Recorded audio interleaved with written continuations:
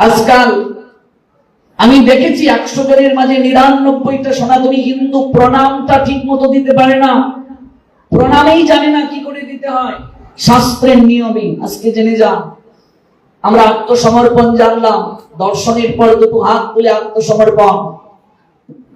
এবার হলো প্রণাম। এবার কি প্রণাম? বাহ, সুন্দর করে বলছে প্রণাম। এবার ঠাকুর করে এসে তাড়াহুড়া করে কোনো ক্রমে একটা প্রণাম দিয়ে বের হয়ে যাচ্ছ, লাভ হবে না, একটু সময় নাও। প্রথমে দর্শন, বিগ্রহের চরণে, চরণ থেকে দৃষ্টি মস্তকে, এরপরে দুটো হাত তুলো। গতকাল জানলাম নিজের কৃতকর্ম অর্পণ করো, ভগবানের কাছে মার্জনা চাও, এবার প্রণাম দেবে। প্রণাম শব্দটি কোথা থেকে এলো? আমি বাংলা সাহিত্যের ছাত্র, বাংলা সাহিত্যে অনার্স করেছি, মাস্টার্স করেছি, সাহিত্যের উপরে পিএইচডি করার অনুরোধ। তাহলে বাংলা পড়তে গিয়ে, ব্যাকরণ পড়তে গিয়ে আমরা জেনেছি প্রণাম শব্দটি হলো তৎসম শব্দ, সংস্কৃত ভাষা থেকে এটি বাংলা ভাষায় এসেছে। তো তৎসম শব্দ কাকে বলে? তৎসম, তৎ মানে তার, সম মানে সমান। তৎসম মানে কি? তার সমান। কার সমান? সংস্কৃতের সমান। সংস্কৃত থেকে বাংলা এসেছে, এটি সংস্কৃত সম। সংস্কৃতে প্র উপসর্গতি নম ধাতু শব্দটির উৎপত্তি। প্র উপসর্গযুক্ত নম ধাতু, প্র উপসর্গযুক্ত নম ধাতু থেকে এই শব্দটির উৎপত্তি। কোন শব্দটি? প্রণাম শব্দটি। প্রণাম নিয়ে যদি কেবল 7 দিন বলি, কেবল প্রণামের উপরে, তাও শেষ হবে না। কেবল প্রণাম, একটা প্রণাম দিলেই আপনার ভগবান চরণ প্রাপ্ত হয়ে যাওয়ার সুযোগ আছে। একটা প্রণাম দ্বারাই আপনার ভগবান প্রাপ্তি হয়ে যাবে। এত প্রণাম দিচ্ছি, কপাল ফাটিয়ে ফেলছি, কই অবস্থার পরিবর্তন নেই কেন? জানি না কি করে প্রণাম দিতে হয়। জেনে যাওয়া শব্দটির অভিধানগত অর্থ কি? ভূমিতে, ভালো করে উপলব্ধি করুন সংজ্ঞাটা। ভূমিতে বা চরণে আনত হয়ে অভিবাদন। শব্দটা কি? ভূমি। ভূমি মানে কি? মাটি। যতক্ষণ পর্যন্ত এই মস্তক ভূমি স্পর্শ না করবে, তো অনেকেই বলবে বাবা এখন তো ভূমি নাই, ভূমির উপরে তো টাইলস হয়ে গেছে, কি করব? এই টাইলসটার মাঝে মস্তকটা স্পর্শ করতে হবে, কারণ নিচে ভূমি আছে কি নেই? স্মরণে ভূমি। যতক্ষণ পর্যন্ত এই মস্তক ভূমিতে স্পর্শ না করবে, ততক্ষণ পর্যন্ত এটি প্রণাম বলে গণ্য হবে না। বলছে ভূমিতে আনত হয়ে অভিবাদন। প্র উপসর্গটি কোন কিছুর উৎকর্ষ, প্রসিদ্ধি, আধিক্য, ব্যাপকতা, প্রবৃত্তি বোঝাতে ব্যবহৃত হয়। আর নম ধাতু থেকে বোঝানো হয় আনমিত বা প্রসারণ, অথবা নমিত হওয়া, অথবা নত হওয়া। দুটো শব্দকে যখন আমরা একত্রিত করব, তখন প্রণাম শব্দের উৎপত্তি হবে, যার মানে হলো কোনো কিছুর সামনে প্রকৃষ্ট রূপে নত হওয়ার নামই হচ্ছে প্রণাম।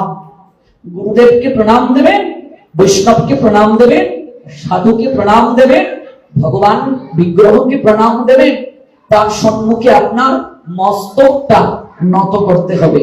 এবার আসুন, প্রণাম কয় প্রকার? প্রণাম কয় প্রকার? মা গৌর প্রেমানন্দে 2 প্রকার। বাচ্চাদেরকে শান্ত রাখো। প্রণাম কয় প্রকার? 2 প্রকার। প্রথম হলো সাষ্টাঙ্গ প্রণাম, দ্বিতীয় হলো পঞ্চাঙ্গ প্রণাম। সাষ্টাঙ্গ প্রণামের আরেকটা নাম হলো দণ্ডবত। তো সাষ্টাঙ্গ প্রণাম কাকে বলে?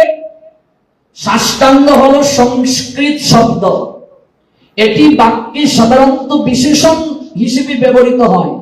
এটাকে যদি আমরা সন্ধি করি, সহ যোগ অষ্টাঙ্গ, সহ যোগ অষ্টাঙ্গ। সহ মানে সহিত, অষ্টাঙ্গ মানে অষ্ট যোগ অঙ্গ, মানে 8টি অঙ্গের দ্বারা প্রণামকে বলে সাষ্টাঙ্গ প্রণাম। প্রণামের সময় 8টি অঙ্গের ব্যবহার করতে হবে। এবার কি কি অঙ্গ নিশ্চয়ই মনে আপনাদের প্রশ্ন যাচ্ছে জানার জন্য। এবার আপনি জানার পর উপলব্ধি করুন এতদিন যত প্রণাম দিয়েছেন আদৌ প্রণাম হয়েছে কিনা। 8টি অঙ্গ যতদিন পর্যন্ত না লাগবে সেটি সাষ্টাঙ্গ প্রণাম হবে না। এই সাষ্টাঙ্গ প্রণামটা মায়েদের জন্য নয়, এটা কেবল পুরুষদের জন্য, অর্থাৎ বাবাদের জন্য। সাষ্টাঙ্গকে বলে দণ্ডবত। দণ্ডবত মানে কাঠির মতো শুয়ে পড়া। তাহলে কি কি লাগতে হবে ভালো করে জানুন। শ্রী শ্রী হরিভক্তি বিলাস গ্রন্থ অষ্টম বিলাস শ্লোক সংখ্যা 360, যেটি আগম তন্ত্র শাস্ত্র থেকে এই শ্লোকটা এসেছে। আগম শাস্ত্র, তন্ত্র শাস্ত্র লিপিবদ্ধ হয়েছে কোথায়? শ্রী শ্রী হরিভক্তি বিলাস গ্রন্থ। চ্যাপ্টার কত? অষ্টম, অষ্টম বিলাস। শ্লোক সংখ্যা কত?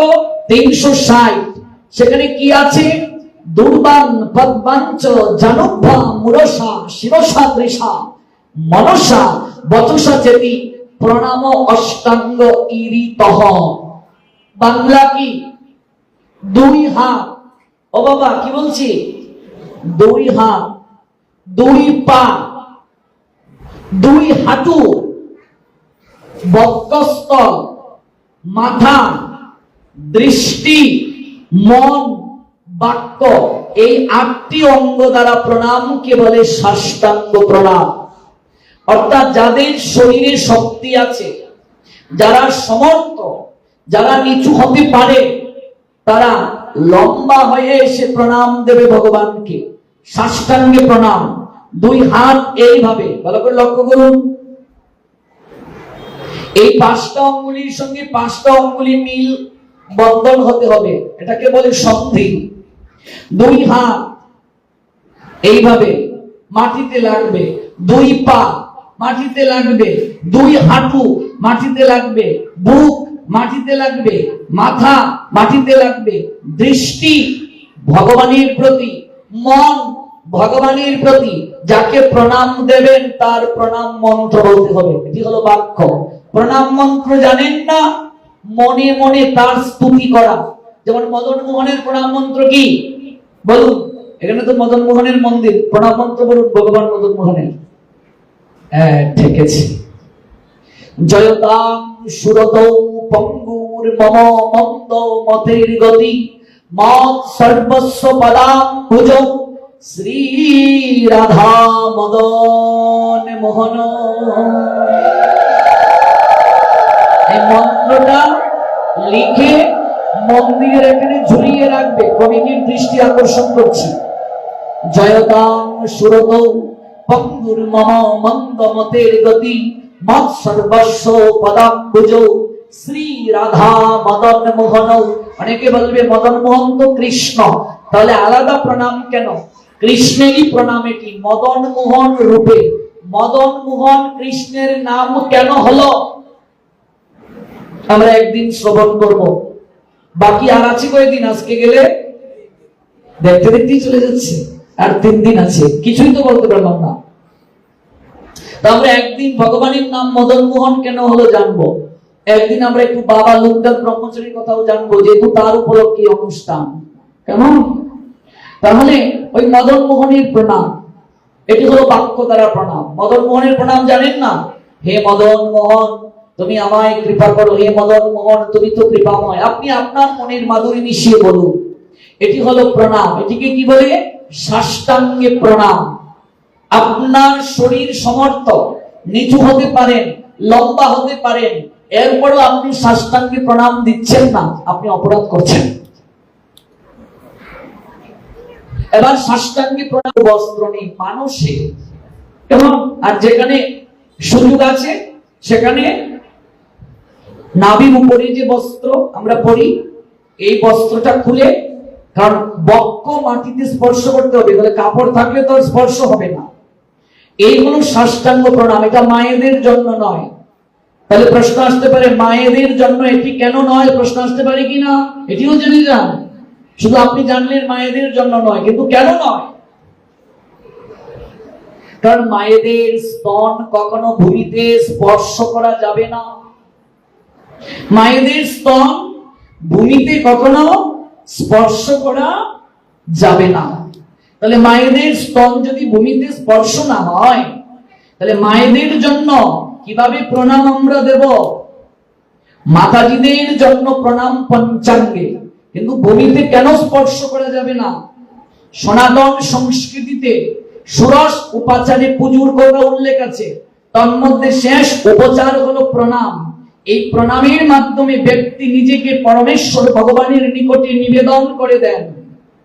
তাহলে মায়েদের জন্য সাষ্টাঙ্গ প্রণাম নয়, এর কারণ ধর্ম সিন্ধু নামক গ্রন্থে একটা শ্লোক আছে। গ্রন্থের নাম কি? ধর্ম সিন্ধু। শ্লোকটা কি? ব্রাহ্মণস্য বুদং শঙ্কম শালিগ্রামং চপুস্তকম বসুন্ধরা ন সহিতে কামিনী কুচমর্ধন। বাংলা অর্থ কি? এই ধরণী মা কি কি সহ্য করতে পারেন না? প্রথম, ব্রাহ্মণের পশ্চাৎ অংশ ধরণী মা সহ্য করতে পারেন না। কোন ব্রাহ্মণ, কোন বৈষ্ণব, কোন সাধু যদি কারো গৃহে যান, আসন ব্যতীত তাকে বসতে দেয়া যাবে না। কথা বুঝতে পেরেছো মা? এমনকি ভাগবত পাঠ শুনবে, আসন ছাড়া কখনো বসবে না। এই জন্য হয়তো এখন সুযোগ নেই, কমিটির দৃষ্টি আকর্ষণ করছি, পরবর্তীতে এই মন্দিরে চট কিনে নেবেন। সুন্দর করে চট পাওয়া যায়, বলে রাখা যায়, এবং কাউকে কোন শ্রোতাকে আসন ব্যতীত বসতে দেয়া যাবে না। আসন ব্যতীত যদি কেউ বসে, অর্থাৎ ভূমিতে একটা কিছু দিয়ে বসতে হবে। যদি কেউ না দিয়ে বসে, তাহলে ধরণী মাতা বিরাগ বাজন হন, অষ্টলক্ষ্মী বিরাগ বাজন হন। ব্রাহ্মণ পুজো করবে, গুরু বৈষ্ণব কারো দিয়ে গিয়েছেন, আপনি তাকে আসন ব্যতীত দিতে পারবেন না। আসন ব্যতীত প্রসাদ পেতে নাই, আসন ব্যতীত আহ্নিক করা যাবে না, আসন ব্যতীত কখনো কোন কার্য করা উচিত নয়। সিঁদুর দেবে, অনেকে দাঁড়িয়ে দাঁড়িয়ে সিঁদুর দেয়, অনেকে দাঁড়িয়ে দাঁড়িয়ে তিলক দেয়, সেটিও অপরাধ বলে গণ্য। দাঁড়িয়ে সিঁদুর দেয়া যাবে না। অনেকে ড্রেসিং টেবিলের সামনে দাঁড়িয়ে তারপর সিঁদুর দিচ্ছে, অনেকে দাঁড়িয়ে দাঁড়িয়ে তিলক দিচ্ছে না। আপনাকে স্নান করে একটা আসন পাততে হবে, তারপর বসতে হবে, বসে সিঁদুর দিতে হবে। সিঁদুর কোথা থেকে এলো, সিঁদুর কোন কোন জায়গায় দিতে হয়, এগুলো আমরা আরেকদিন আলোচনা করব। দাঁড়িয়ে সিঁদুর দেয়া যাবে না, দাঁড়িয়ে তিলক দেয়া যাবে না, বসে দিতে হবে। আজকাল আমরা ড্রেসিং টেবিলে বসে খাবার খাওয়া শুরু করে দিয়েছি। কারণটা কি? তার কারণটা হলো আমরা নিচে বসতে পারি না, এই কথা আলাদা। কেউ যদি বসতে না পারে আলাদা, কিন্তু যে বসতে পারে তাকে আসন করে বসে প্রসাদ পেতে হবে। আজকাল মঠ মন্দিরগুলোতেও কোনো কোনো জায়গায় আমরা দেখি তারা চেয়ার টেবিলের ব্যবস্থা করে প্রসাদের জন্য। প্রসাদ চেয়ার টেবিলে বসে খাওয়া যায় না, প্রসাদ পেতে গেলে আসন করে বসতে হয়। এবার যে অসমর্থ, তার কথা আলাদা, সে ভগবানের কাছে ক্ষমা চেয়ে সে বসুক, কিন্তু যে সমর্থ সে যদি আসন করে বসে প্রসাদ না পায়, সেও অসমর্থ বলে কপটতা করলো, অচিরেই সে অসমর্থ হয়ে যাবে। অনেকে সিঁদুর দেয় কাঠি দিয়ে, তিলক কাঠি দিয়ে দেয়, কেউ রূপার কাঠি দিয়ে সিঁদুর দেয়, কেউ দিয়া সালাইয়ের কাঠি দিয়ে সিঁদুর দেয়, আবার অনেকে সিঁদুর না পরে টিপ পরে। মায়েরা ক্ষমা চাচ্ছি, সিঁদুরের পরিবর্তে টিপ পরবে না। আমরা সারা বাংলায় ঘুরি, কোনো কোনো বাথরুমে গেলে দেখা যায় বাথরুমের দেয়ালের মাঝে টিপ লাগানো, বেসিনের উপরে দেয়ালে টিপ লাগানো, আয়নার মাঝে। ঘুম থেকে উঠে এই টিপটা কোনো ক্রমে দিয়ে বাচ্চাকে নিয়ে স্কুলে চলে যাচ্ছে। এত সহজ নয়, বিষয়টা এত সহজ নয়। সিঁদুরের মূল্য বুঝে না বলে আজকাল অনেকে সিঁদুর পড়ছে না, সিঁদুর সম্বন্ধে আলোচনা নাই, জানে না, সিঁদুর সম্বন্ধে জ্ঞান নেই। কোথেকে এলো এক চিন্তে সিঁদুরের কত মূল্যায়ন, কেন স্মৃতিতে দেয়া হলো? কেন সিঁদুরে সিঁদুর দিয়ে বিবাহ হয়? এই সিঁদুরের মূল্যায়নটা যদি কেউ জানতো, তাহলে আজকে সিঁদুর ছেড়ে টিপ পড়তো না, যত্রতত্র টিপ রাখতো না, আয়নার মাঝে টিপ। অনেকে বলে বাবা আঙ্গুল দিয়ে সিঁদুর পড়লে তো অনেক সময় পড়ে যায়, এই জন্য আমরা টিপ পড়ি। না না না না, আপনি অভ্যাস করছেন না। অভ্যাস করলে তো সুন্দর হওয়ার কথা। আপনি কোনোদিন অভ্যাস করেছেন? অভ্যাস করেননি বলে সুন্দর হচ্ছে না। যত্রতত্র টিপ, যত্রতত্র বেসিনের পাশে তিলক রেখে দিয়েছি, উপরে আয়না, নিচে একটা রাখার আছে জায়গা, এখানে তিলক রেখে দিয়েছি। এগুলো উচিত নয়, উচিত বলে গণ্য নয়। বাথরুমের দেয়ালের মাঝে টিপ গুজে রেখে দিয়েছে, এগুলো উচিত নয়, উচিত বলে গণ্য নয়। চিরুনি টিপ কোথায় রাখবে, এগুলোর সঙ্গে সম্বন্ধ কি, এগুলো বিষয়ে জানতে হবে। জানার আছে অনেক কিছু। কাঠি দিয়ে দেবে না, এ পর্যন্তই জানলাম। কোনো একদিন আমরা এই বিষয়টা নিয়ে আলোচনা করব। কাঠি দিয়ে তিলকও দেবে না, কাঠি দিয়ে সিঁদুরও দেবে না। এই 5টা আঙ্গুলের 5টা গুণ আছে। কোন আঙ্গুল দিয়ে সিঁদুর দেবে, কোন আঙ্গুল দিয়ে তিলক দেবে, এগুলো আমরা জানবো। মূল প্রসঙ্গে আবার ফিরে আসছি। সেই প্রসঙ্গটা হলো আসন ছাড়া কখনো আমরা বসবো না। গুরু বৈষ্ণব কারো গৃহে গেলে আসন দেব, সোফার মাঝে বসতে দেব, তার মাঝে একটা আসন দেব। মাটিতে বসতে দেব, একটা আসন দেব। আমি আহ্নিক করবো, আসনে বসবো। আমি প্রসাদ পাবো, আসনে বসবো। সিঁদুর দেব বসে, আসনে বসবো। তিলক দেব, আসনে বসবো। আর কি মাটিতে রাখা যাবে না? বলছেন ব্রাহ্মণাস্য উদম শক্ত, শঙ্খকে কখনো মাটিতে রাখা যাবে না। এই জন্য শঙ্খকে আমরা ত্রিপদীর মাঝে রাখি, দেখেছেন তো? ফু দেওয়ার যে শঙ্খ, সেগুলো মাটিতে রাখা যাবে না, অকল্যাণ হয়ে যাবে, অপরাধ হয়ে যাবে। আর কি শালিগ্রামম চ পুস্তকম, শালগ্রাম শিলা মাটিতে কখনো রাখা যাবে না। পুস্তক, বাচ্চারা যে বই পড়ে, এই বই কখনো মাটিতে রেখে পড়তে পারবে না। তার জন্য একটা আলাদা কি রাখতে হবে, আলাদা রাখার ব্যবস্থা করতে হবে। গ্রন্থ মাটিতে কখনো রাখা যাবে না। এমনকি যে আমরা মৃদঙ্গ, এখন যেহেতু নাই ব্যবস্থা, মাটিতে রেখে দিয়েছি, কিন্তু মৃদঙ্গ রাখার জন্য আলাদা আসনের ব্যবস্থা করতে হয়। এই মৃদঙ্গ বাজানোর আগে মৃদঙ্গকে প্রণাম দিয়ে প্রণাম মন্ত্র আছে। মৃদঙ্গের প্রণাম মন্ত্র কি? মৃদঙ্গ আমরা যারা বাজাই জানতে হবে, মৃদঙ্গকে প্রণাম দিতে হবে, প্রণাম মন্ত্রে তাকে বন্দনা করতে হবে। এগুলো জড় বস্তু নয়, এগুলো চিন্ময় বস্তু। এগুলো কে আজকে মূল্যায়ন করে বলুন তো, কে জানার চেষ্টা করে বলুন তো? যত্র তত্র এগুলো রাখা যাবে না। শব্দ একসঙ্গে 3 বারের বেশি ফু দেওয়া যাবে না। 3 বারের বেশি একসঙ্গে ফু দিলে অসুরেরাও আপনার গৃহে আমন্ত্রিত হয়ে যাবে। 3 বার ফু দিয়ে সময় নিয়ে তারপর আবার বাজাতে পারবেন, সমস্যা নেই। আজকাল সমাজে কিছু কুসংস্কার আছে, মায়েরা নাকি শঙ্খ বাজাতে পারে না, এগুলো কুসংস্কার। ঘন্টা নাকি মায়েরা বৃহস্পতিবারে বাজাতে পারবে না, লক্ষ্মী নাকি চলে যায়, এগুলো কুসংস্কার, এগুলো ভুল কথা, কুসংস্কার। কাজী শঙ্খ মাটিতে রাখা যাবে না। আর কি, আর কি এই ভূমি মা স্পর্শ করতে পারে না। বলেন বসুন্ধরা, মানে বসুন্ধরা ন সহিতে, সহ্য করতে পারে না।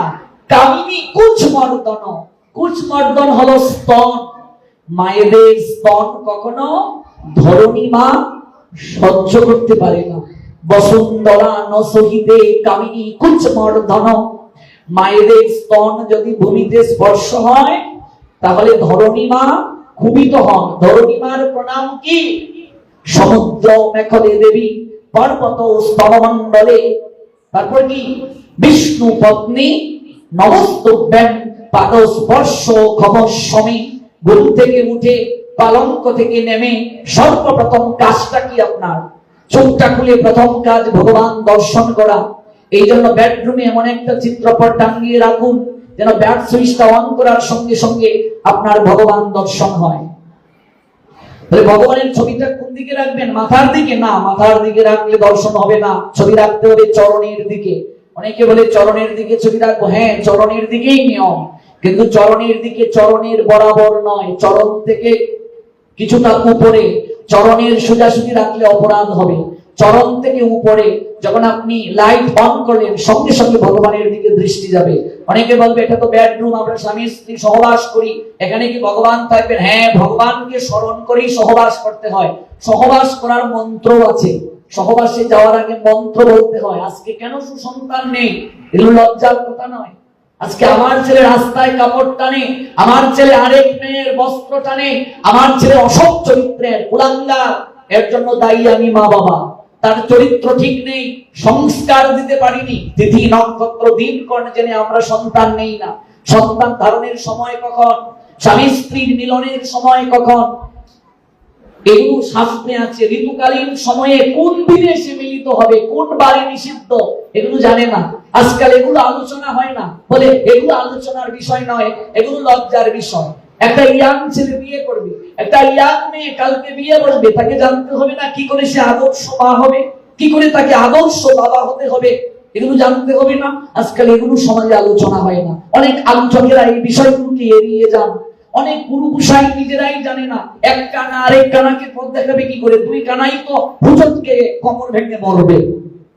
আজকে সমাজের এই অবস্থা, আমরা কিচ্ছু জানি না, জানার চেষ্টা করি না। এই জন্য মনে রাখবে, ভগবানকে স্মরণ করেই সন্তান নিতে হয়, এটাই নিয়ম। ভগবানের চিত্রপটটা চরণের দিকে, চরণের একটু উপরে। লাইটটা অন করলে আমি ভগবান দর্শন করব। মোবাইলে আপনি একটা স্ক্রিন পেপারে আপনার গুরুদেবের ছবি অথবা ভগবানের ছবি আপনি রাখতে পারেন। যতবার আপনি টাচ করবেন ভগবান দর্শন হবে। আজকাল আমরা মোবাইলে গার্লফ্রেন্ডের ছবি রাখি, গার্লফ্রেন্ড বয়ফ্রেন্ডের ছবি রাখে, স্বামী স্ত্রীর ছবি রাখে, বাচ্চার ছবি রাখে, সোনা মনা পাগলু রুমিও বলে কত চুমু দিচ্ছে।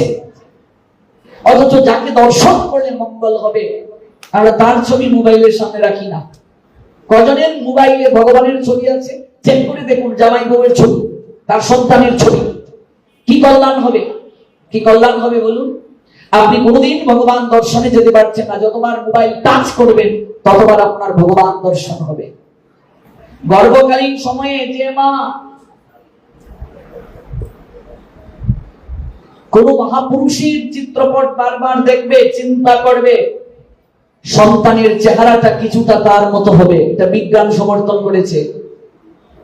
আজকে সুখদেব গোস্বামী পা মায়ের পেট থেকে ভাগবত শিখে বের হয়েছে, প্রহ্লাদ মহারাজ মায়ের পেট থেকে ভাগবত শিখে বের হয়েছে। প্রহ্লাদের বাবা হিরণ্যকশিপু অসুরের বীর্যে তার জন্ম, তাহলে সে কৃষ্ণ ভক্ত বিষ্ণু ভক্ত কি করে হলো? মনে প্রশ্ন জাগতে পারে না? মায়ের কারণে। কারণ প্রহ্লাদের মা কয়াদু প্রহ্লাদকে পেটে রেখে দেবর্ষি নারদের আশ্রমে ভাগবত শ্রবণ করেছিলেন। আমাদের সমাজে কুসংস্কার কি, প্রেগনেন্ট হয়ে গেলে অনেক শাশুড়িরা বউদেরকে ভগবানের সেবা দিতে না করে বন্ধ করে দেয়। এটি হলো সবচেয়ে বড় মূর্খতা। প্রণাম দিতে নিষেধ করে, এটি হলো সবচেয়ে বড় মূর্খতা। বরং প্রেগনেন্ট হওয়ার পর প্রত্যেক মায়েদের দায়িত্ব বেশি করে ভগবানের সেবা পূজা দেওয়া, ভগবানের নাম করা, ভগবানের চিন্তা করা, ভগবানের গুণকীর্তন করা। তাহলে সন্তানটা মায়ের পেট থেকেই ভক্ত হয়ে বের হবে। গৌর প্রেমানন্দে। এটি হলো মূল কর্তব্য। আপনি চায়নার দিকে তাকান, চায়নারা সবচেয়ে টেকনোলজিতে উন্নত। চায়নার নারীদেরকে প্রেগনেন্ট অবস্থায় টেকনোলজি সম্পর্কে ক্লাস দেয়া হয় প্রেগনেন্ট মাদেরকে। কারণ কি? সন্তান জনক পেটের ভেতর থেকে এগুলো শিখতে পারে। যদি বলেন এর সত্যতা কি, মহাভারতের সত্যতা। অভিমন্যু মায়ের পেট থেকেই চক্রবুহে যাওয়ার রাস্তা জেনেছিলেন, ঠিক কিনা? সুভদ্রা ঘুমিয়ে গেলেন, অর্জুন বলেছিলেন বের হওয়ার রাস্তা, শুনেন নাই। মনে রাখবে, ভালো করে জেনে যাও, সন্তান ধারণের উপযুক্ত সময় যে কথাগুলো বলা যাবে আমি সেগুলোই বলছি।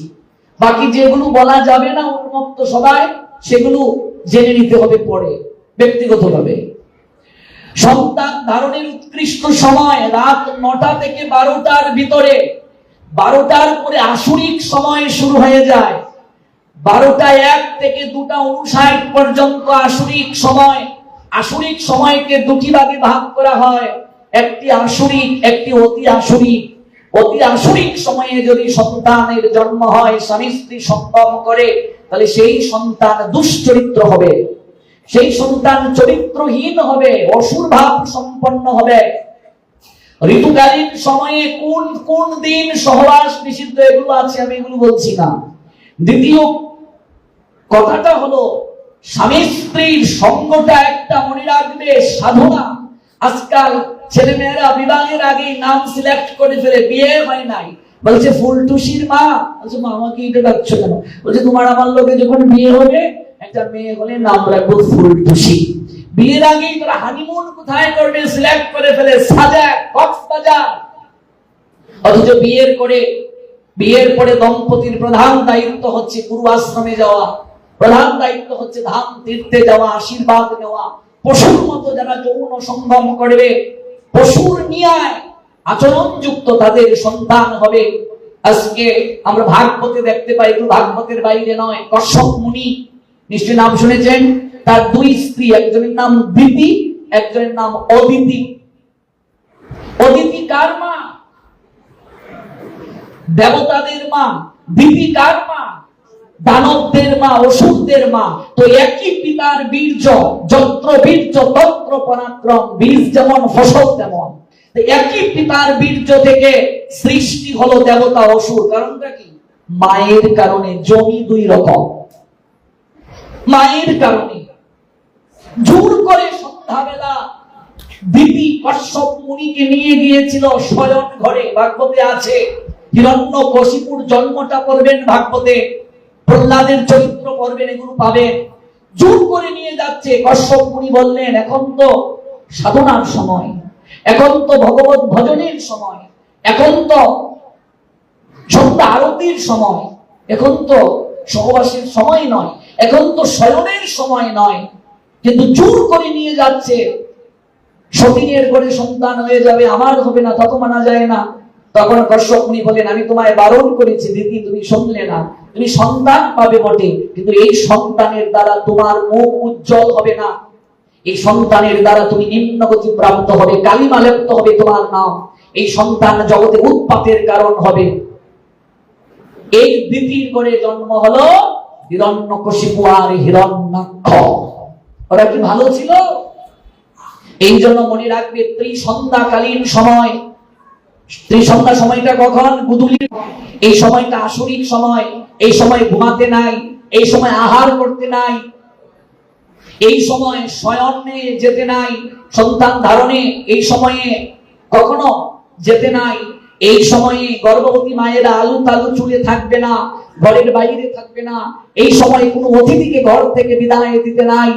এই সময়ে কখনো ঘরের ময়লা বাইরে ফেলতে নাই। এই সময়টা আসরিক সময়, নেগেটিভ শক্তি এই সময় বৃদ্ধি প্রাপ্ত হয়। মনে রাখবে আসরিক সময়। এই সময়ে সন্তান ধারণ করেছিলেন দিতি। ভোরবেলা সন্তান নিতে নেই। এই সময়ে রাবণ কুম্ভকর্ণের মা সন্তান নিয়েছিলেন। রাবণ, কুম্ভকর্ণ, বিভীষণ একই মায়ের ঘরে 3 সন্তান। একটা ভক্ত হয়ে গেল, বাকি 2টা অসুর হয়ে গেল। পিতা কিন্তু ব্রাহ্মণ ছিলেন, রাবণের বাবা ব্রাহ্মণ। রাবণ কিন্তু ব্রাহ্মণ কুলে জন্ম নিয়েছে। রাবণকে কেউ ব্রাহ্মণ বলে? রাক্ষস বলে। কারণ কি? রাক্ষস আর কেউ নয়, আচরণটা রাক্ষসের ন্যায়। সন্তান ধারণের উৎকৃষ্ট সময় হলো আসরিক সময়ের আগে। মনে রাখবেন, রবিবারে, অমাবস্যায়, পূর্ণিমায়, সংক্রান্তিতে, একাদশীর আগের দিন, একাদশীর দিন, একাদশীর পরের দিন কখনো সন্তান ধারণে আপনি যেতে পারবেন না। তাহলে আপনার আসরিক ভাব সম্পন্ন সন্তান হবে। বিবাহ করা মানে ভোগের লাইসেন্স পাওয়া নয়। আমি বিবাহ করেছি বলে ভোগের লাইসেন্স পেয়ে গেছি। যে যত ভোগী সে তত রোগী। শরীরের সম্পদ যে যত বেশি ক্ষয় করবে তার তত তাড়াতাড়ি মৃত্যু হবে। সত্য যুগে 1 লক্ষ বছর মানুষ বাঁচত। ত্রেতা যুগে 10,000 বছর মানুষের আয়ু ছিল। দাপর যুগে মানুষের আয়ু ছিল 1 বছর। কলি যুগে মানুষের নির্ধারিত কোনো আয়ু নাই। যে কোনো সময়ে কলিযুগের মানুষেরা মরে যায়, একটাই কারণ, এই শরীরের সম্পদ তারা রক্ষা করতে পারছে না। মনে রাখবেন, যদি আপনি তিথি না মানেন আপনার শরীরে কঠিন ব্যাধি হবে। তিথির সঙ্গে শরীরের সম্পর্ক আছে। অমাবস্যা পূর্ণিমায় আসলে শরীরে ব্যথা অনুভব হয় কিনা? কেন হয়? তিথির সঙ্গে শরীরের সম্পর্ক আছে। এই যে অমাবস্যা পূর্ণিমায় মাছ মাংস খেতে নেই, রবিবারে মাছ মাংস খেতে নেই, বৃহস্পতিবারে মাছ মাংস খেতে নেই, সংক্রান্তিতে মাছ মাংস খেতে নেই, একাদশীর আগের দিন, একাদশীর দিন, একাদশীর পরের দিন মাছ মাংস খেতে নেই। আপনি এমনিতে মাছ মাংস খেলেও এই তিথিগুলোতে খেতে পারবেন না। রবিবারে মাছ মাংস খাওয়া কেন নিষেধ? এই পৃথিবীর জন্ম রবিবারে। রবিবারে গীতার জ্ঞান দান করা হয়েছে। রবিবারে রবির নাম অনুসারে দেবতা, রবি মানে সূর্য, সূর্যের বিরাট বাজন আপনি হবেন। বৃহস্পতিবারে আপনি মাছ মাংস পেঁয়াজ রসুন খেলে লক্ষ্মী আপনার ঘরে থাকবে না। আপনি এসমা লক্ষ্মী বসে পড়ে বলছেন আমাদের ঘর রাখো আলো করে, পাশারি পড়ছেন, ঘন্টা বাজাচ্ছেন আর কাঁদছেন, আপনার গানও দিচ্ছেন। লক্ষ্মীর খেয়ে দিয়ে কাজ নাই আপনার ঘরে থাকা। ব্যবসা বাণিজ্য চাকুরিতে একটার পর একটা অঘটন লেগে থাকবে, শরীর দেখলেই বোঝা যাবে লক্ষ্মী হারা। বুঝলেন? অমাবস্যা পূর্ণিমা এগুলোতে মাছ মাংস গ্রহণ করতে নেই, শরীর সংযম থাকতে হয়, শারীরিক সম্পর্ক করতে নাই। এগুলো বিচার আছে, বিশ্লেষণ আছে। আজকাল আমরা এগুলো জানার চেষ্টা করি না। দুর্যোধন কেন এমন হলো? কেন আজ বিচিত্র বীর্য চিত্রাঙ্গদ এমন হলো? পঞ্চ পাণ্ডব আজকে এমন ধার্মিক কেন? গর্ভকালীন সময়ে মায়ের আরাধনার প্রয়োজন আছে। 4টা কার্য দরকার সুসন্তান পেতে গেলে। তিথি নক্ষত্র দিনক্ষণ দেখে বিবাহ করা, খালি পঞ্জিকায় থাকলেই হবে না, তার জন্ম তারিখ দেখে বিচার বিশ্লেষণ করে নারী পুরুষের বিবাহর লগ্নটা ঠিক করতে হবে। কেমন? দ্বিতীয়, তিথি নক্ষত্র ঋতুকালীন সময়ে দিনক্ষণ দেখে সন্তান ধারণে প্রবৃত্ত হওয়া, পিতা যে মনোবৃত্তিতে বীর্য নিক্ষেপ করবে সেই মানসিকতা সন্তানের মাঝে আসবে। তৃতীয় বৈশিষ্ট্যটা হলো গর্ভকালীন সময়ে মায়ের সাধনা। গর্ভকালীন সময়ে যখনই সে অন্তঃসত্ত্বা হয়ে যাবে তখনই স্বামী স্ত্রীর সম্পর্কটা থাকবে নিষ্কাম সম্পর্ক, কোনো কামনার সম্পর্ক থাকবে না। সন্তান প্রসব হওয়ার আগ পর্যন্ত স্বামী স্ত্রীর সম্পর্ক যদি কামনার থাকে, সন্তান ভেতর থেকে চরিত্রহীন হবে। মা কখনো অশ্লীল শব্দ উচ্চারণ করবে না, বাক্য বলবে না, টিভিতে খারাপ কিছু দেখবে না, 7 মাসের পর থেকে আর অন্ধকার ঘরে ঘুমাবে না, লাইট জ্বালিয়ে ঘুমাবে। এই সময় যত বেশি রামায়ণ মহাভারত ভাগবত পড়বে, হরিনাম করবে, ভগবানের সেবা পুজো করবে, ভগবানের প্রসাদ গ্রহণ করবে, যত বেশি সৎ চিন্তা করবে, সৎ ভাবনা করবে, মনে রাখবে 100 ভাগের মাঝে 75 ভাগ সন্তানের মেধা, প্রজ্ঞা, মননশীলতা, চরিত্র গঠন মায়ের পেটেই হয়ে যায়। 75 ভাগ 100 ভাগের মাঝে মায়ের পেটেই হয়ে যায়। আর 25 ভাগ হলো সঙ্গ সংস্কার। জন্মের পর আপনার সন্তানকে আপনি কেমন শিক্ষা দিলেন, কার সঙ্গে চললো, সে যদি অসৎ সঙ্গে চলে একদিন না একদিন অসৎ হয়ে যাবে। বন্ধু বান্ধব দেখেই বোঝা যাবে আপনার সন্তানের ভবিষ্যৎ কেমন। আপনার সন্তান যদি গাঁজাখুরের সঙ্গে চলে একদিন না একদিন সে গাঁজায় আসক্ত হয়ে যাবে। বন্ধু বান্ধবের লগে 1টা 2টা টান, তারপর থেকে হয়ে গেল গাঞ্জা আমার প্রাণ, খারাপ হয়ে যাবে। সঙ্গ সংস্কার। প্রহ্লাদকে পাঠানো হলো গুরু গৃহে, সে সব বাচ্চাদেরকে নিয়ে হরিনাম করতে শুরু করলো। এটা কোত্থেকে পেল প্রহ্লাদ? তার বাবা শিখিয়েছে, তার মা শিখিয়েছে। কোত্থেকে শিখলো? ওই পেটের ভেতর থেকে শিখেছে। এগুলো ভাগবতের বাইরে নয়। এই সাপ্তাহ গুলো আজকে আলোচনা হয় না।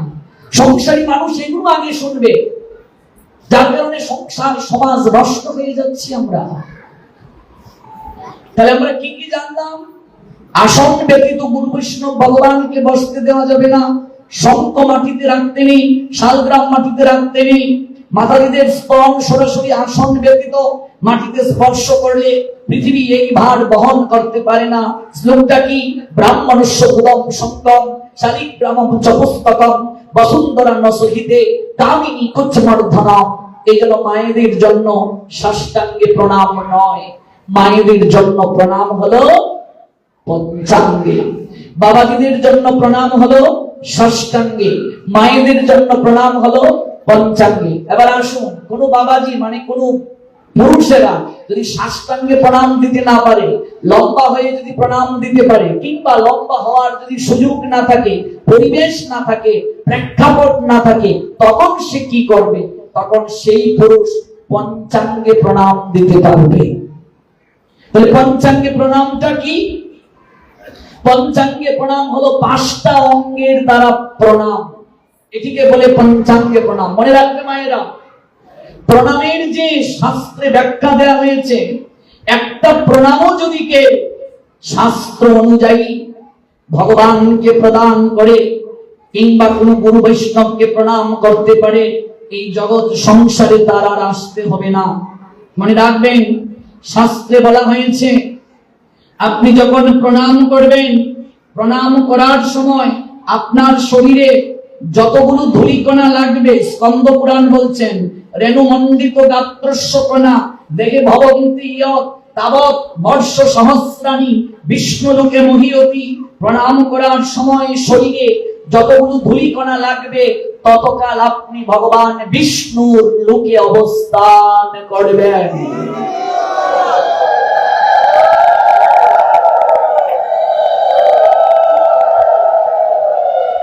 লক্ষ্মীরামের সাথে পাঠানো হলো, রামচন্দ্রকে জমিদার পাঠালেন হরিদাস ঠাকুরের চরিত্রকে ভ্রষ্ট করার জন্য। এই বেনাপুলে, যশোরের বেনাপুল, বর্তমানে পাটবাড়ি, গায়ের বরণটা এত সুন্দর, যৌবনের আবার ছিটকে পড়ছে শরীর থেকে। একটা হীরা থেকে যে আলো বের হয়, লক্ষটা হীরাকে একত্রে করলে যে আলো বের হয়, লক্ষ হীরা বেশ্যার শরীর থেকে ততটা যৌবনের আভা প্রকাশিত হয়। সেজে বুঝে সে গেল, তার কার্যটা কি? হরিদাস ঠাকুরকে চরিত্র ভ্রষ্ট করা। ভালো করে একটু শুনুন, আমি 10 মিনিটের মধ্যে শেষ করছি। এই লীলাটা একটু শুনে যান, প্রণামের মহিমাটা একটু শুনে যান। লক্ষ্মীরা বেশ্যা সেজে গুজে রাত্রিবেলা হরিদাস ঠাকুরের চরিত্র ভ্রষ্ট করার জন্য কুটিরে যখন যাবে, কুটিরের সম্মুখে দেখলো একটা তুলসী মণ্ডপ। মারে, তুলসী বৃক্ষ সনাতনী হিন্দুরা বাড়ির সামনে স্থাপন করবে, পিছনে নয়। গৃহাঙ্গনে শ্রী তুলসী করিবে স্থাপন, তুলসী বিহনে গৃহ শ্মশানেরও সম। যখন তুলসী মণ্ডপটা দেখলো, লক্ষ্মীরা বেশ্যা কোনদিন তুলসীকে প্রণাম দেয়নি, কোনদিন সাধুকে প্রণাম দেয়নি, সে বেশ্যা বৃত্তি করত। তুলসী মণ্ডপকে সামনে দেখে এত সুন্দর তুলসী বৃক্ষ, কেন জানি এই তুলসী বৃক্ষের দিকে তাকিয়ে তার একটা অন্যরকম ভাবনা এসে গেল। যাকে দর্শন করলে সর্ব পাপ দূরে যায়, পরশ করিলে বপু পবিত্র করায়, তুলসীকে স্পর্শ করলে শরীর পবিত্র হয়। লক্ষ্মীরা ব্যস্ত করে কি করলো, ওই তুলসী মণ্ডপটাতে এসে একটা প্রণাম দিল। গৌর প্রেমানন্দে একটা প্রণাম দিল। তুলসীকে যখন সে প্রণাম দিল, কেন জানি তার আজ ইচ্ছে হলো একটা প্রণাম দিতে। প্রণামটা যখন দিল, তুলসীকে আলতু করে একটু স্পর্শ করলো। স্পর্শ করে যখন ভেতরে প্রবেশ করলো, প্রবেশ করেই বলছে, বাবাজি একবার তাকিয়ে দেখো আমার দিকে। আমাকে দেখে কত রাজা মহারাজ পাগল হয়ে যায়, উন্মাদ হয়ে যায়, একটিবার তাকিয়ে দেখো। হরিদাস ঠাকুর তিনি চোখটা বন্ধ করে আছেন। 3 লক্ষ হরিনাম জপ শেষ না হলে তিনি কারোর সঙ্গে কথা বলেন না। 3 লক্ষ হরিনাম না শেষ না হলে তিনি কারোর সঙ্গে কথা বলেন না। ইঙ্গিতে বললেন বসো, বসো তুমি। ইঙ্গিতে বললেন বসো, আমার জপ সবটা পূর্ণ হোক, তোমার ইচ্ছে পূরণ করব। ইঙ্গিতে বললেন। সারা রাত কেটে গেল। লক্ষ্মীরা বেশ্যা হরিনাম শ্রবণ করলো, চাতক পাখির মতো বসে রইল। কবে নাম শেষ হবে, কবে আমার ইচ্ছে পূরণ করব। প্রথম রাত কেটে গেল, যাওয়ার সময় বলে গেল, ও বাবাজি আমি আবার আসবো। দ্বিতীয় রাত আবার সেজে গুজে যখন গেল, তুলসীটা দেখলেই কেন জানি তার একটা অন্যরকম ভাবনা লাগে। আজকাল সনাতনী হিন্দুর বাড়িতে তুলসী পাওয়া যায় না, তুলসী গাছ হয় না, পুষ্পের বাগান হয় না, বেগুন গাছ বাগান এই ছাদের মাঝে তবে হয়, কিন্তু পুষ্প কানন হয় না। দুঃখ দুর্ভাগ্য এটি আমাদের জন্য। তুলসীকে দ্বিতীয় দিনও প্রণাম দিয়ে আবার যখন সে প্রবেশ করলো, ইঙ্গিতে বললেন বসো। সারা রাত কেটে গেল, হরিনাম শুনলো, বলে গেল আমি আবার আসবো। দুরাত হরিনাম শুনি লক্ষ্মীরার মনে ভাবনা জাগলো, আমি যে এত সেজে গুজে যাই, মনে হয় বাবাজির ভালো লাগে না। ও যেমন বাবাজি সেজে আছে, আজ আমি একটু মাতাজি সেজে যাব। দেখুন পরিবর্তন কাকে বলে। সাধুর কাছে আসলে পরিবর্তন কি হয়? প্রণামের পরিবর্তন দেখুন, সাধু দর্শনের পরিবর্তন দেখুন, হরিনামের মহিমা দেখুন। তাই সে একটা সাধারণ শাড়ি আজ পরলো, ললাটে একটা তিলক দিল, সাধারণ শাড়ি পরে ও আশ্রমে প্রবেশ করলো। মনের অজান্তে সে আজ বললো, ও বাবাজি, তোমার তো দুরাত গান শুনলাম, তোমার একটাই গান, হরে কৃষ্ণ কৃষ্ণ কৃষ্ণ হরে হরে, হরে রাম রাম রাম হরে হরে। আজকে আমি গাইব, তুমি শুনবে। এই বলে লগ্নইরা নিজের গান গাইতে চাচ্ছে, কিন্তু তার গানের মাঝে হরিনাম এসে যায়। আমার কি হলো? আমি গান গাইতে চাই, বাবাজির নাম কেন এসে যায়? গান গাইতে পারবো না, তাহলে কি নাচতে তো পারবো। অঙ্গভঙ্গি করতে শুরু করলো, অঙ্গভঙ্গি করে বাবাজিকে প্রলুব্ধ করার চেষ্টা করলো। হাত পা বাঁকাতে বাঁকাতে সকাল হয়ে গেল। হরিদাস ঠাকুর স্নান সেরে, আন্নিকাদি সেরে লগ্ন হীরার সামনে এসে বসলেন। মা, বলো মা, তুমি কেন এসেছো? আমি দিন রাত তোমাকে বসিয়ে রেখেছি। মা, আমি যে নাম সংখ্যা পূরণ না করলে কারোর সঙ্গে কথা বলি না, তোমার ইচ্ছে পূরণ করবো, বলো তোমার কি চাই? লগ্ন হীরাবের মনে মনে ভাবছি, আমি এলাম শরীর সংসর্গ করতে, বাবাজি আমাকে মায়ের স্থানে বসিয়ে দিলেন।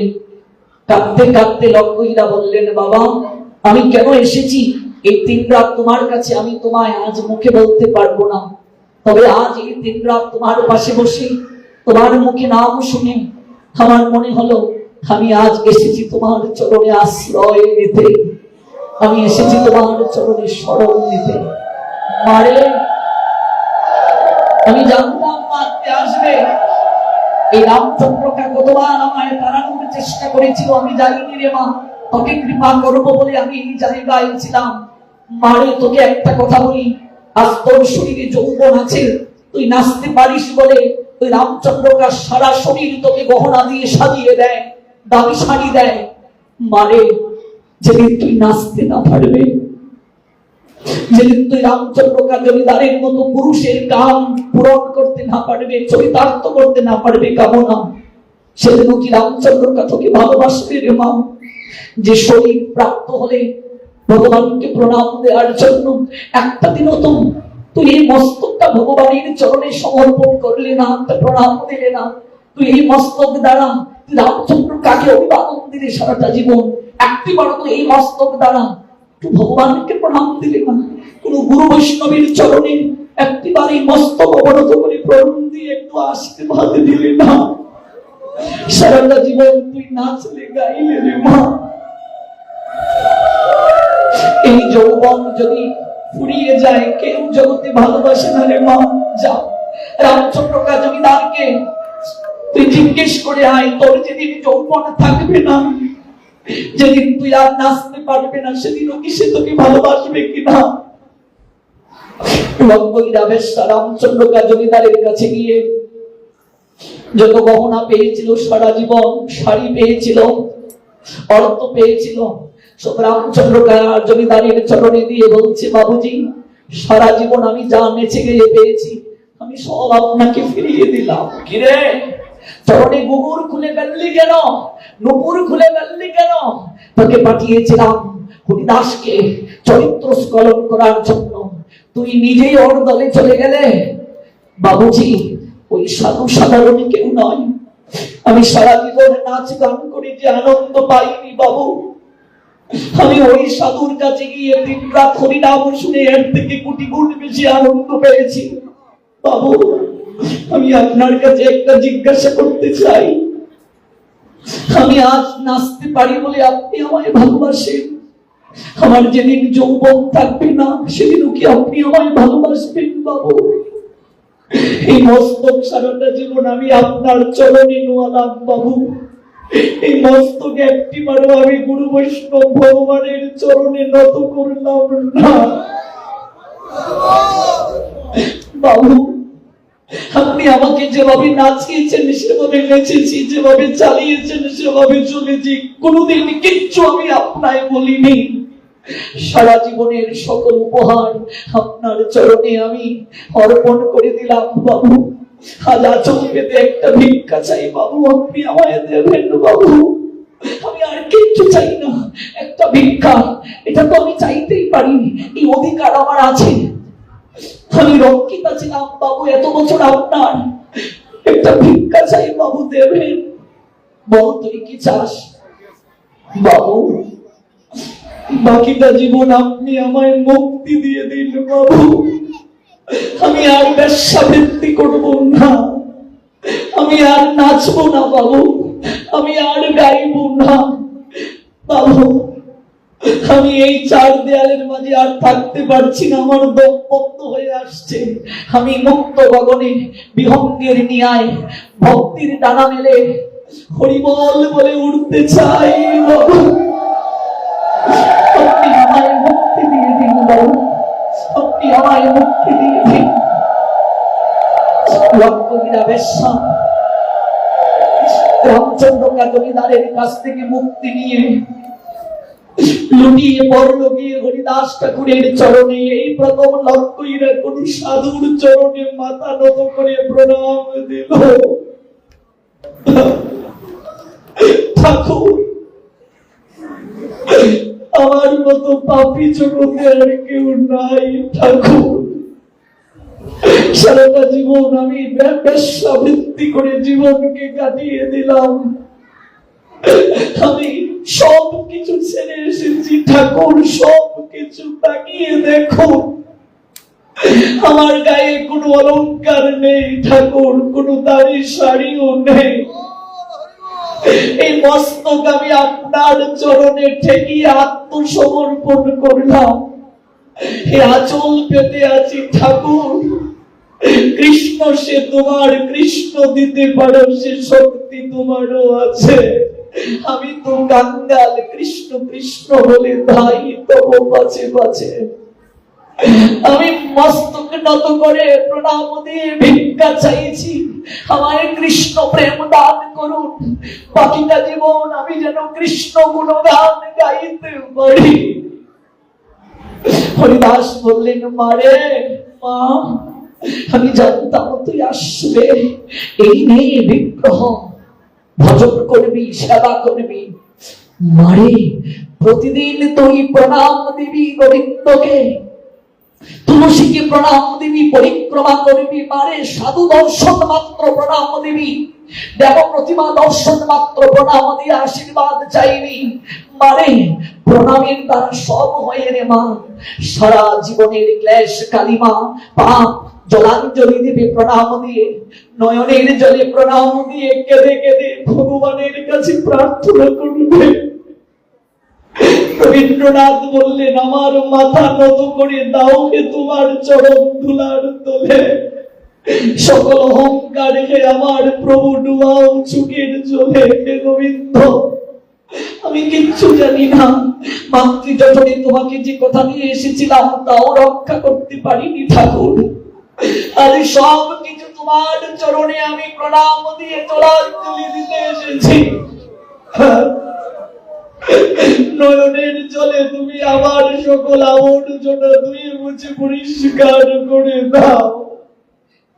মস্তক নত না হলে প্রণাম হয় না রে মা, যদি হতে পারো নিচু তবে পাবে কিছু, নিচু না হলে কিছু পাওয়া যায় না। লক্ষ্মীরা বলেছিল, আমি যে বেশ্যা, আমার কি কৃপা হবে? হরিদাস বলেছিলেন, মারে জগতে মহাপাপী ও কলিযুগে উদ্ধার হয় বসে বসে লক্ষ নাম করবি, লক্ষ নাম না করে জল গ্রহণ করবি না। প্রতিদিন তুলসীকে প্রণাম দিবি, পরিক্রমা করবি, দেব প্রতিমা দর্শন মাত্র প্রণাম দিবি। কোন সাধু দেখা মাত্রই মস্তক নত করে আশীর্বাদ চাইবে। আশীর্বাদের অনেক শক্তি, আমি তোকে আশীর্বাদ করে যাই মা। এই বেনাপুরের জঙ্গল একদিন তীর্থ হবে, তীর্থ। লক্ষ লক্ষ লোক আসবে এই বেনাপুরের জঙ্গলে। তুই বেশ্যা একদিন দেবীতে পরিণত হবে সাধনার দ্বারা। তোর মতো বেশ্যা এই জায়গায় দেবী হয়ে পূজিত হবে। লক্ষ লক্ষ লোক আসবে সেদিন, লক্ষ হীরা বেশ্যা নয়, লক্ষ হীরা দেবীর চরণে প্রণাম দেওয়ার জন্য। লক্ষ হীরা বেশ্যা নয়, লক্ষ হীরা দেবীর চরণ ধুলা দেওয়ার যারা বেনাপোল পাট বাড়িতে গিয়েছেন, দেখেছেন লক্ষ্মীরা দেবীর মন্দির আছে, একটা বেশ্যা দেবী হয়ে গেল নামের দ্বারা, প্রণামের দ্বারা, সাধু সঙ্গের দ্বারা, তুলসী সেবার দ্বারা। আজকে যে কথাটা বলে আমি শেষ করব, গরির কাটা বিদায় জানাচ্ছে, মা দেব প্রতিমা দর্শন মাত্রই প্রণাম দেবে, সাধু দর্শন মাত্রই প্রণাম দেবে, সাধুর কাছে প্রণাম দিয়ে আশীর্বাদ চাইবে, মা ভিক্ষা চাইবে, ভগবানের কাছে প্রণাম দিয়ে প্রেম ভক্তি চাইবে। আগামীকাল জানবো মায়েরা কিভাবে প্রণাম দেবে। আজকে আমরা জানলাম সাষ্টাঙ্গ প্রণাম। কোন পুরুষ যদি অসমর্থ হয়, সে সাষ্টাঙ্গে না দিয়ে পঞ্চাঙ্গে প্রণাম দিতে পারবে। জীবন শেষ হয়ে গেল, জীবনে একবার নয়নের জলে গুরু বৈষ্ণব ভগবানকে একটা প্রণাম দেওয়া হলো না। আজকে প্রার্থনা জানিয়ে যান, প্রণাম দিয়ে ধুলা মেখে যান, আর ভিক্ষা চেয়ে যান। জনম মরণ চাই না প্রভু, তোমার পদে শরণ নিলাম। বলো না, কবি বৃন্দাবনের পথে পথে আমি গাইব রাধা নাম, গৌর প্রেমানন্দে। কবি ব্রজের ধুলায় গোড়াগুড়ি দেব, তবে সাধুর চরণে লুটিয়ে পড়ে তার চরণ ধুলা দিয়ে মাখব। আজ যেখানে শেষ করছি, আগামীকাল সেই জায়গা থেকে পুনরায় শ্রবণ করব। কায় মনোবাক্যে সবাই শ্রবণ করুন, যারা আসেন নাই তাদের কাছে নিমন্ত্রণটা পৌঁছে দেবে। আমরা 2 মিনিট হরিনামের মাধ্যমে শেষ করব। প্রায় 11:40 বেজে গেছে, দেখতে দেখতে এত সময়